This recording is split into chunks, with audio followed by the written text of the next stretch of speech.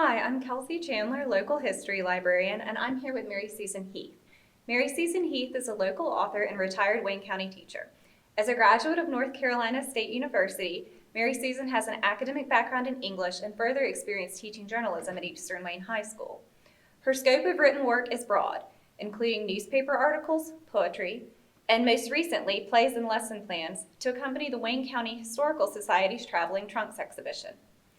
Mary Susan's new book, Legs Astride the World, is a memoir of her uncle, Lieutenant Colonel Lyman H. Johnson, also known as Legs for his height. This memoir incorporates local history, military history, and the power of memory, faith, and family across a lifetime. If you're looking for a holiday gift or a new read for the new year, Legs Astride the World is a great choice. Today, Mary Susan will tell us more about her new book and her writing process. So, Mary Susan, our families are full of stories, many of which we never take the opportunity or the time to uncover. You credit your background as a teacher of journalism at Eastern Wayne High School for helping you recognize the importance of your uncle's story. What specifically made you want to tell the story of your uncle, Legs?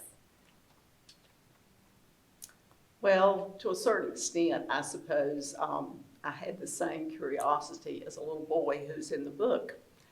And he asked my uncle in church, what does it feel like to execute Nazi war criminals? So there was an element of curiosity in that as well.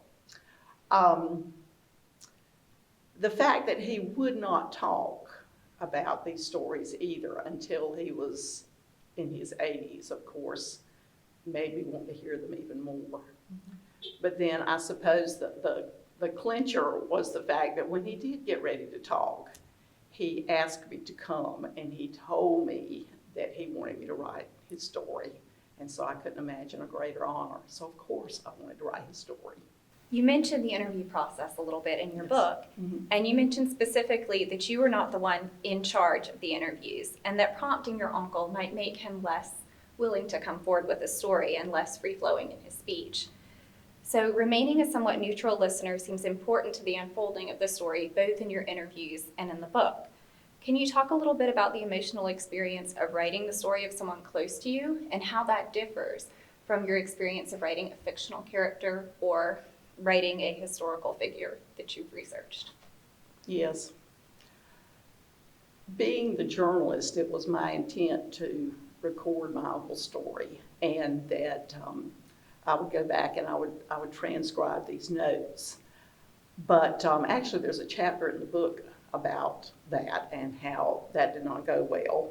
And that was a revelation to me that what he wanted, as much as he wanted his story told, is he wanted a listener. And my part in this was to be that very active listener. And having the tape recorder, I suppose, made me feel like I could step back a little bit, whereas the communication process that he wanted to bring about involved very active listening. And so he didn't want that, and so we didn't record anymore. I wish I had his voice. I wish I had his voice.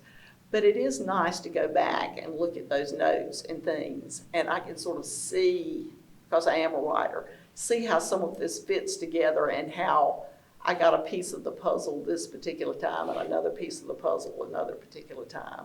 Mm-hmm. And then as the writer, I put that together. And it wasn't just a transcript of what he said to me. It seemed like there was sort of a distillation process because you had all of these long conversations and you didn't have the benefit of a recorder, which I noticed in doing some of my own family stories and oral histories that the same generation was reluctant to be recorded. My grandfather didn't want to be recorded. My great uncle didn't want to be recorded. So it was whatever I could remember from their stories. And so that process and being a steward of that and being accurate with your notes is so important. Was he, when you did try to record him, you noticed that he was more stilted maybe with? Very definitely. Okay. Very definitely.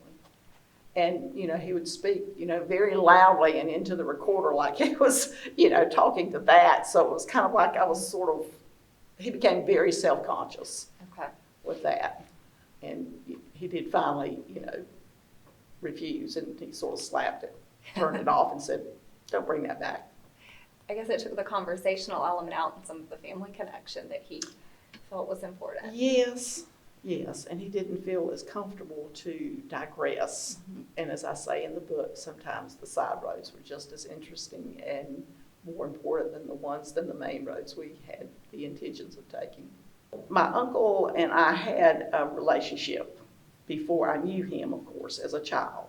And I really looked up to him as an authority figure and, someone who was very important in my family. So he was already a character for me.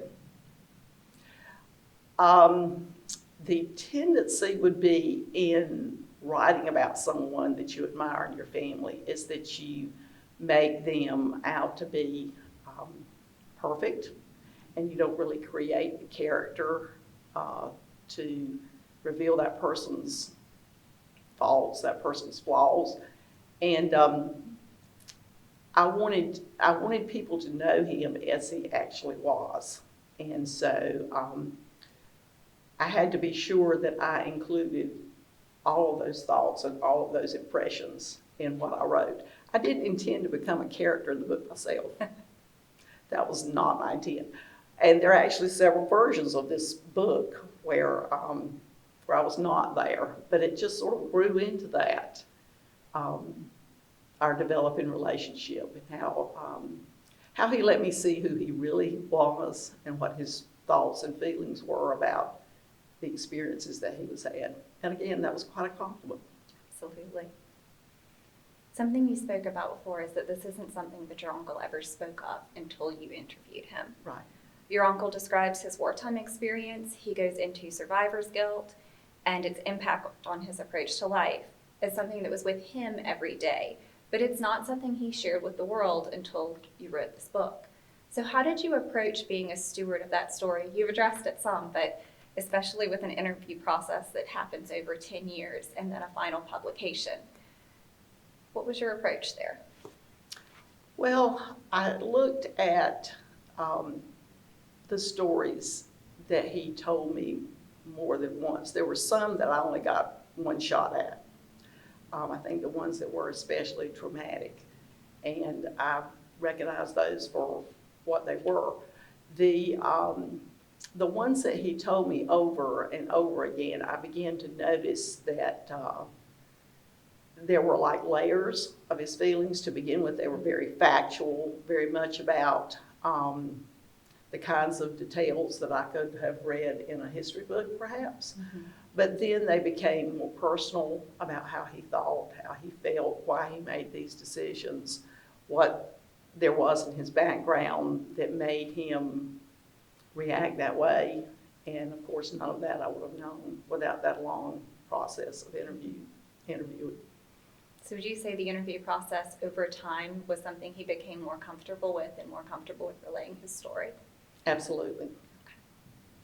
It seems like this book is something that gave you a greater awareness of your own family's history. And in reading it, I was able to see so many pieces of local history shine through, especially as someone in Johnston County, when you mentioned your uncle jumping off of the train. Well, the train runs right by my house. Yes.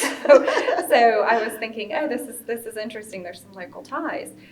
And did writing this book encourage your interest in local history, or did you have an interest in history in general and then decide to write a memoir? Well, as I said, to a certain extent, this decision was made for me. I suppose I could have refused, but it really did not occur to me that that was something I should do. So yes, it did. It made me understand, that these stories would be lost without someone to tell them. I think if I had it to do over again with someone that I was not personally involved with, as I was with him, I would say right up front, we're going to need to videotape you, and we're going to need to use a tape recorder for our interviews. But yes, it gave me a great appreciation and a great understanding of how we need to save these things. Absolutely. We can learn from them. Absolutely. So, would you have any advice to future writers or family historians who want to either write a memoir of their own family or themselves, or simply to collect their family stories so that they're not lost? Yes. I would say don't wait to be asked. uh, maybe, maybe ask the questions, yourself. Have an appreciation of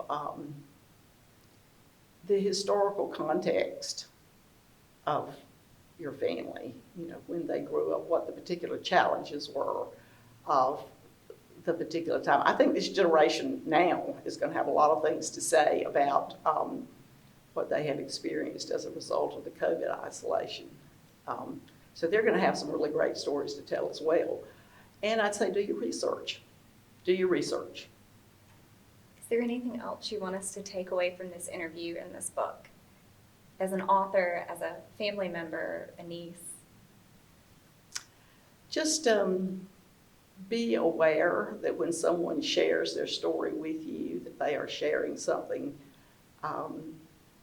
very, very precious, and deal with that story responsibly. Do your best, and listen with empathy and compassion to that person. I think I say in the book, you have to listen with your heart. It's not enough just to listen with your head, though you must do your homework. I learned so much about World War II and the Depression era because of my research. But in the final analysis, it's that person's life and it's that person's story that you want to tell. So, Mary Susan, one thing that has been touched upon as both a family historian and a memoir writer are some of the difficult parts of history that you have to tell in this story to make it authentic. So how did you manage dealing with those difficult parts of history, facing up to them, and putting them in your book? As a journalist, I wanted to include everything. My uncle named names, dates, places, and I verified those. Some of the stories were not particularly complimentary to some of his men. He was never judgmental, but he did tell me those stories. And at some point he said, well, I just assumed, you wouldn't include that. But he always followed those stories. This was his runner. And with the fact that, he dug my trench. He kept me alive. I could depend upon him to put himself in the most dangerous positions to deliver information. But I'd really rather you not put that other story in there. So that was a bit of a dilemma because that was part of his experience. I also was fortunate enough to get to know his mortarman, Lee Holstein, who passed away just a year ago, actually. And he and I had numerous conversations about that same dilemma. And because he was there, he was able to verify everything my uncle said. And he said, yes, that's the way it was. So the conclusion that I finally came to was that I would include the stories, I would include the details, but that I would either use the person's position or I would change the name. But I did say that in the introduction so that the reader would understand that that had been done and understand why it had been done. But I kept all my notes and I kept the names and I kept all the information as well. There are themes, no one sits down and says to you, I'm going to tell you the themes, the predominant themes of my life. Mm-hmm. I mean, he didn't know what those were. And that was part of what my job was, to figure out what those were and to how he had arrived at those conclusions. And of course, I did have the benefit of long conversations over a long period of time.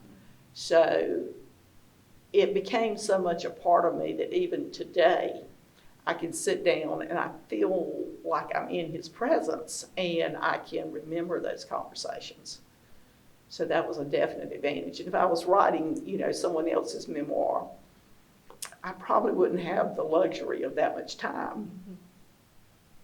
So it was quite an experience. It sounds like it, and quite an honor, too, for someone to entrust you with their story, including all the difficult parts. Absolutely. Thank you so much for sharing a part of your story and your family's story with us today. I really appreciate the opportunity, and I look forward to getting some of my family members to read your book as well. It's an excellent read, and it's also available at the Wayne County Museum if anybody's looking to pick up a copy around the holidays. Thank you very much. Thank you so much for having me. Thank you. This has been wonderful.